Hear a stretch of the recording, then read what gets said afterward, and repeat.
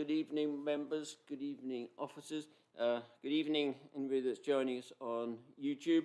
Welcome to Planning Applications Committee on 2nd of March. We have a short agenda, but that does not mean to say it will be a short meeting. First and foremost, can we have apologies, please? We've had apologies for absence from Councillor Noble and Councillor Tapper, and Councillor Skipper is substituting for Councillor Tapper. Thank you, and welcome, Councillor Skipper. Are you agreeable that I sign the minutes of the last meeting? Thank you.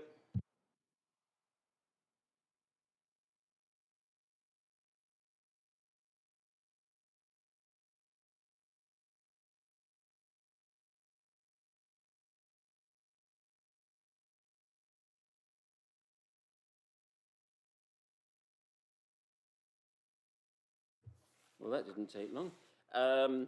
Declarations we will deal with on each item, which takes us through to the first item, Southcote Park, Portsmouth Road, Camberley.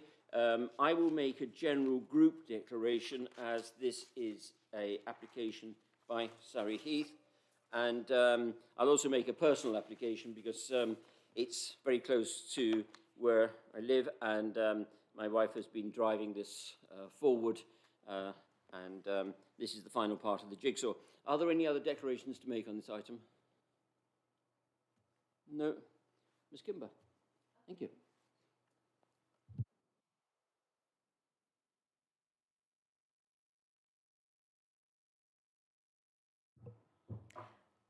Okay, so the application has been decided by the Planning Committee as the applicant is Surrey Heath Borough Council. There are two updates. Since writing the committee report, a consultee response has been received from the Highways Authority. They raised no objections. And secondly, one representation has been received, and this is included in the update sheet.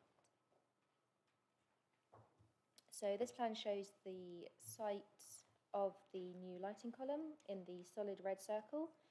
The three outlined red circles show the locations of the existing lighting columns, which are proposed to have replacement heads to them. So this plan shows the elevation of the new column, and the replacement heads to the existing columns will also look like this. So this image shows Southcote Park, the proposed site in relation to the existing path and the car park. It is a treed environment, but no objections have been received from Surrey Wildlife Trust. And there are residential dwellings surrounding the park, but Environmental Health have raised no objections in terms of light spill. So the application is recommended for conditional approval. Thank you. Thank you very much. Any comments or statements, questions in relation to this item? No? Right, there is an officer recommendation. I will propose that as a seconder for this. Thank you, Councillor Perry. All those in agreement? Thank you, members. That is unanimous. Thank you very much. On to the second item of this evening, and which is Frimley Park Hospital, and I believe there are some declarations to make. Councillor Wheeler. Thank you, Chair. Yes, I have a declaration to make that my company provides services to Frimley Health. So, unfortunately, I've been advised that I would have a pecuniary interest, and therefore I will need to leave. Thank you. Sorry to see you go. Councillor Ratteram. Mr. Chairman, I'm an employee of Frimley Park Hospital. And therefore you have a pecuniary interest. I have it, and will be leaving. Thank you very much.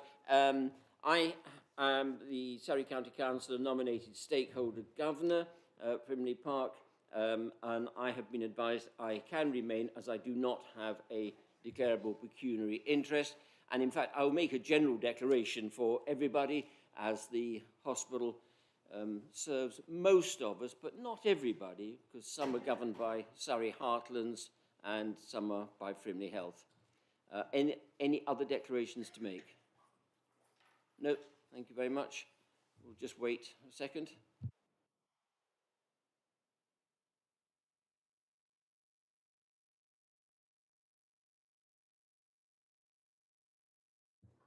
Thank you. Mr. Carty, please. Thank you, Chair. This application relates to the hospital site in Frimley, and just to confirm, the applicant is the hospital.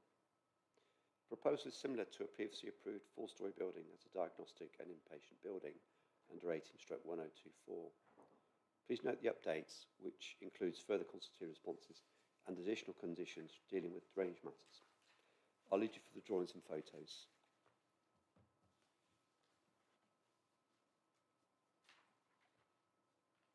The hospital site lies within the settlement of Frimley, bounded by Portsmouth Road to the south. The site, which is the frontage is in this area. The motorway M3 to the north. Military land to the southwest. And then the other areas principally by residential to the west and east. The application site is outlined in red and contains the siting of the new building in this location and its accesses onto Portsmouth Road. The remaining hospital site is outlined in blue. Here is a 3D image of the hospital complex. Siting for the proposal is in this location here on the west side of the hospital complex. This is a block plan for the proposal. It shows the arrangement for the development, and it shows built form behind and to the front. The main hospital is to the east of this slide. As an image of the application site, this is the main entrance, the more modern A&E building on the left-hand side, and the main entrance is in here, just in front of the car park. Here is the part of the main building to the front, and the proposed siting will be just behind. It's the nucleus building. Here's the proposed siting. It's the records building, often sometimes referred to as Building M.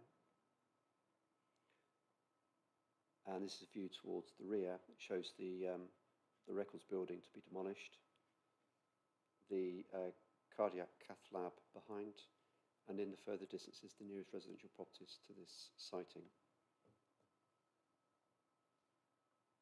Here's the ground floor plan, which shows the radiology diagnostics, providing such facilities as CT scans, and the area in pink, which is a breast clinic. The plans to locate all of this type of equipment in one location, in one dedicated area within the hospital. For the upper floors, they're all ward and bedrooms. So most of it will be single bedrooms, and there are a number of small wards on the right-hand side, and this is replicated on the floor above. Coming on to the elevations, they are arranged by, I've arranged them by north and east elevations, and I'll show you existing and proposed along with the approved elevations for the 18/1024 scheme as a comparison. The comparison between these schemes is set out in paragraph 4.3 of the officer report at the top of page 17. This elevation is the existing north elevation. So behind is the nucleus building, which fronts the site. This is the approved north elevation. And for comparison, this is the proposed north elevation. This is the east elevation. So this is looking from the west with the main hospital complex behind. You have the nucleus building, which is the building that fronts on the right-hand side, and the building towards the back, the cardiac cath lab to the left. And as a comparison, this is the approved east elevation and the proposed east elevation. And here is a 3D visualization of the proposal. The need for the development to improve medical facilities and provide a better patient experience are noted. This forms part of a wider master plan for development up to their plan period 2041, which has been summarised on the update. This allows flexible operations linked to other redevelopments that may be required in the future, including some parts of the building complex which are coming to the end of their life. No further parking is proposed, but it's not considered that this development in itself would materially affect parking demand or highway safety. It is similar in scale to the previously approved scheme and would be obscured by development to the front and rear. As such, no objections are raised to the proposal. The application is recommended for approval. Thank you, Chair. Thank you very much. Can you just go back, please, to the site plan showing the Portsmouth Road and the site? That's the one. Thank you. As Ward Councillor abutting the hospital, as does my county division, I receive a large number of complaints from residents regarding the car parking and the congestion around the hospital, particularly the roundabout for Portsmouth Road and Chobham Road. I have major concerns on this development. I accept it's for the hospital and it's for the benefit and well-being of everybody, but I still have major concerns about how goods and vehicles and construction vehicles are going to access the site, because the only viable ways that I can see are through from the Portsmouth Road. Working from the bottom upwards, there is that road there, and the angle of that road is such that vehicles have to turn across both carriageways of the Portsmouth Road coming into the site, as evidenced by the buses servicing the site, and for argument's sake, the northern entrance. Construction vehicles will have to go past the 3 entrances into the patient and visitors car park and the 1 exit point. And I see there is a development plan, but I flag up that this is a major concern to residents. And I accept it's in Frimley, and I dare say that Frimley residents will have the same problems. But certainly coming down the Chobham Road and down the Portsmouth Road, at certain times of the day, it is just not worthwhile. There is all the congestion, along with the carbon emissions that accrue therefrom. That is one concern I have. The other concern is you touched on the overarching development plan, and I do ask, and we've asked it a number of times in the past, if the hospital have engaged fully with the ongoing development plans for the hospital. And we had at one stage even floated a green travel plan, but that don't think travelled anywhere.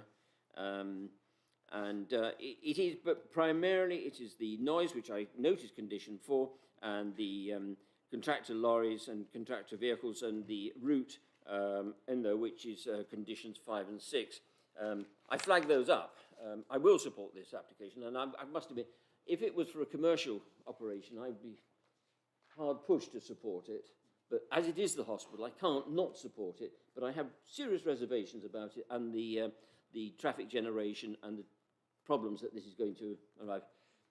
That's where I'm coming from on this one. Members, are there any other comments on that? Councillor Betton. Thank you, Chairman. I can't help but agree with you on the congestion. It seems to me, as it probably does to anybody who's actually visited Frimley Park Hospital, that the problem arises at the entrance to the car park. It takes too long to get vehicles in, so they back up, and very often back as far as what used to be known as the Toshiba roundabout at the end of Frimley High Street.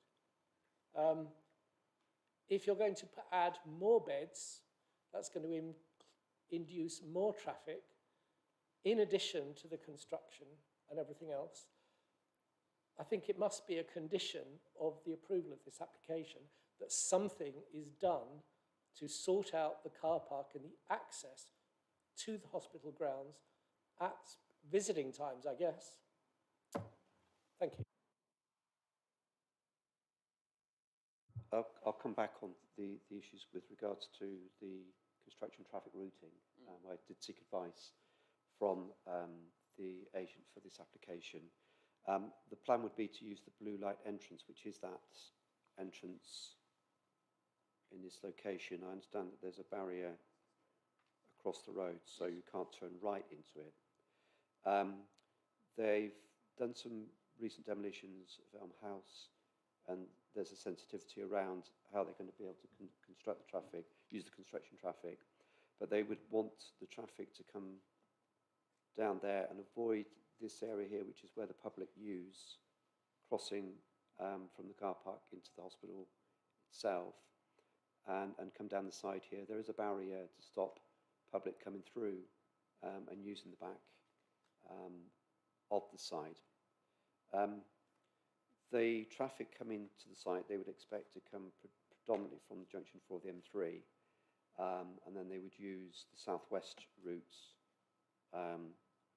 go and across that roundabout rather than around the roundabout. So they would expect that most of the traffic coming that way. They've also confirmed that the hospital trust itself would have to work with contractors to carefully manage construction traffic on site to ensure continued unobstructed access for emergency vehicles entering and exiting the site. This all forms part of the construction traffic management plan for the site, which the trust have to sign off and then issue to the council for approval as part of any future condition requirements.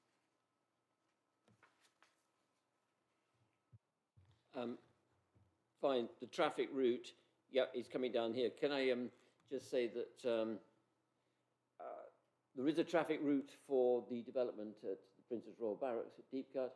Now, Councillor Skipper will know perfectly well.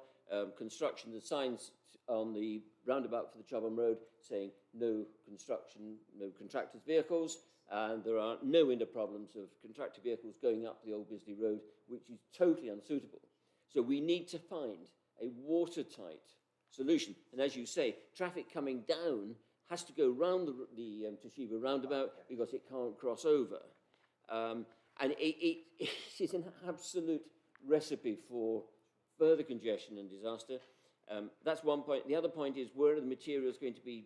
I think I've seen where you're indicating materials are going to be stored and held, and the hours of use for materials taken away for the construction vehicles, you know, it is going to be recognising the work that carries on, the important work that carries on at the hospital and what is coming in place, but it's the whole noise, dust operation of this facility that has got to be somehow, I don't know how we condition it, but I think there has to be reference to the concerns these two of us have. I'm not sure if anybody else has a similar concern as me.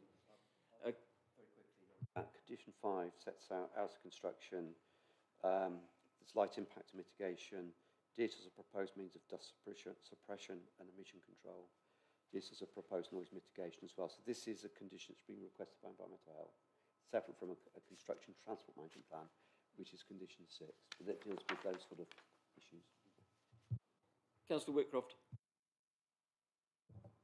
I'm going to confess I haven't read this in a lot of detail. I've gone through some of it, but is there any way? Obviously, you were just saying about visiting times, which is obviously we can't do. But is it possible to put some kind of time limit on the construction traffic going in and out? At least, I mean, as I say, it doesn't alleviate the visiting problem in the middle of the afternoon, because obviously we can't say, you know, you can't bring stuff in at 2 o'clock kind of thing. But if we could we try and alleviate for the rush hours?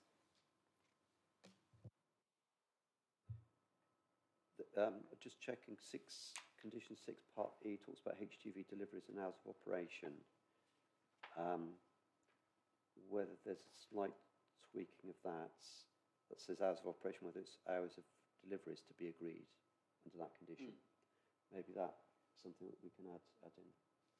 Yeah, I think it's a very fair point, because quite frankly, from 2:30 onwards, the school traffic coming out and the traffic coming out of currently Siemens, the general traffic in the area, queued up around the roundabout, yeah, you just don't bother. So I think it would be helpful, yeah. So it's so part E would be HGV deliveries and hours of deliveries. Yeah, we control that. And we'll probably work with the hospital in terms of their opening hours, their hours for the public to come in, visiting hours.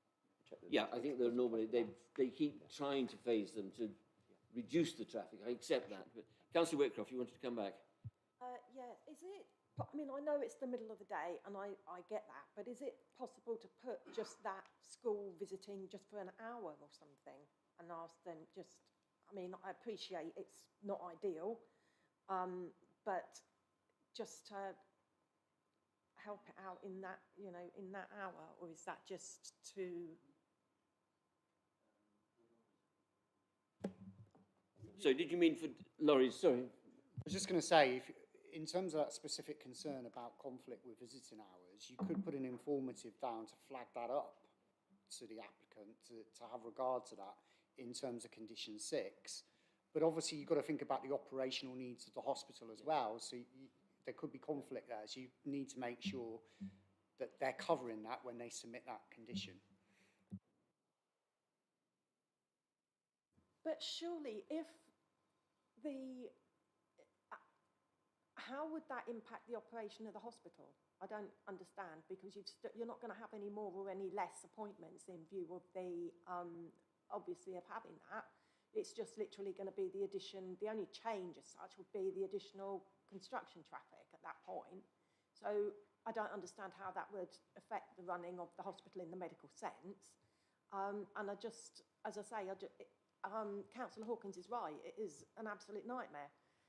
Even at the moment, and to have construction traffic going in and out is just, especially at school time when the Grove kicks out, is going to be a problem. And as I say, if it was a case of, you know, we're stopping traffic full stop and people can't get to appointments, then I fully get where you're coming from, but I don't understand how that's going to impact the running of the hospital. Can I just come back on that? So we have it conditioned that construction traffic will not come through, or will only come through the southern entrance, if you like.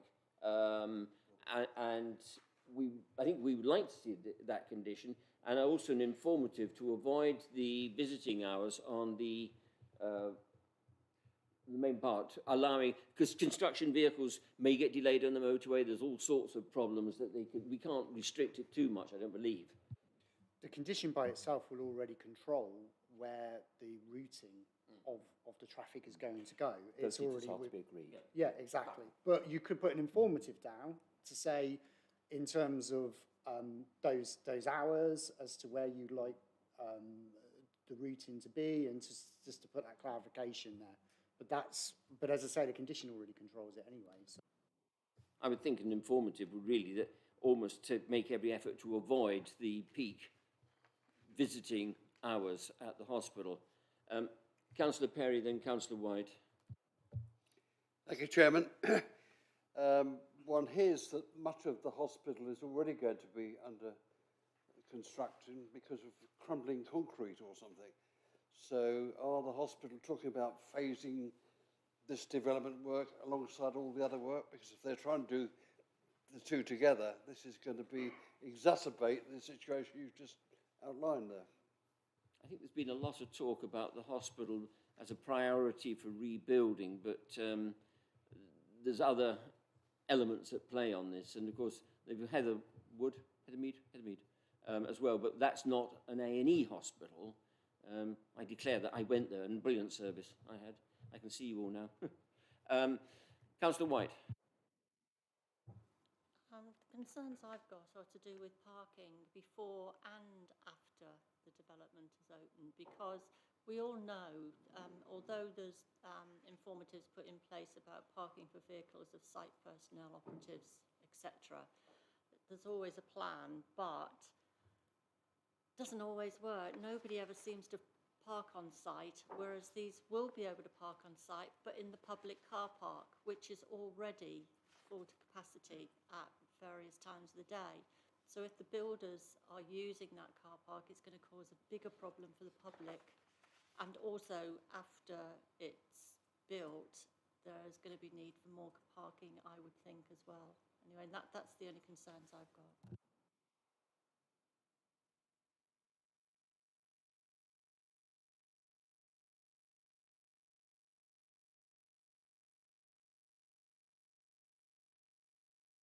Yeah, would they be on the actual, because where they say parking on site, the public car park is the site. But we all know how many contractors eventually end up on a site, and we know how they spill out into the roads, whereas if they spill out into the car park, it's taking up patient and visitor parking. I'll go back to condition 6, it's part A, and we have to agree the details of parking for vehicles of site personnel, operatives and visitors. So that's part of the details that we do need to agree. Now, there's an area that the barrier for the public is about here, and I think that this area here has been used in the past, and the public car park is at the front here. So they will be coming down this access up here. They would need to be close to the structure in this sort of area anyway, so they wouldn't need to use, and again, we will be checking that in terms of the details of the condition. Again, it could be something that could be highlighted and informative if it's need to avoid the public car park areas. Well, hopefully the cost of the car park would put them off parking in Yes. the car park. I didn't like to say that. But, you know, I just worry that they're going to take up valuable spaces from visitors and patients. Yeah. That I think we have to flag up and leave as a management issue for the hospital. It's not something that we can micromanage fortuitously. Are there any other comments on this application? There are some amendments and updates that have been circulated. So it's a revised recommendation, isn't it? Yes, it is with the additional 2 conditions and also the informative that we need to prepare. And can we agree that? Yeah, the informative be agreed, I suppose, with myself and Councillor Lewis, in fact, because it's in your patch, isn't it? So be myself and Councillor Lewis, because we can't use the Vice Chairman in this instance. So, members, there is a recommendation as amended with variation to come through. Are you proposing, Councillor Whitcroft? Or are you speaking? Are you proposing the recommendation? Yes. Right. Councillor Whitcroft is seconding. I'll second then on that basis. We're sitting there. All those in agreement? Sorry. So that's Councillor Allaway, Councillor Gordon, Councillor Lewis, Councillor Perry, Councillor Skipper, Councillor Whitcroft, Councillor White and Councillor Barnett. And Councillor Hawkins. against? Councillor Black. Abstain? Councillor Betton. I was paying attention. Thank you, members. That is carried. Thank you for that. That is the end of this evening. The next planning application meeting is now the 19th of April, and then for your diaries, there will be 2 in June. So that is, the next one is the last of this council year, and no doubt the officers have a massive bundle for us, do we? Possibly, yes. I'm sure we'll get another deep cut coming in without fail. So thank you very much indeed, and thank you officers, thank you members, and thank you for those that have been on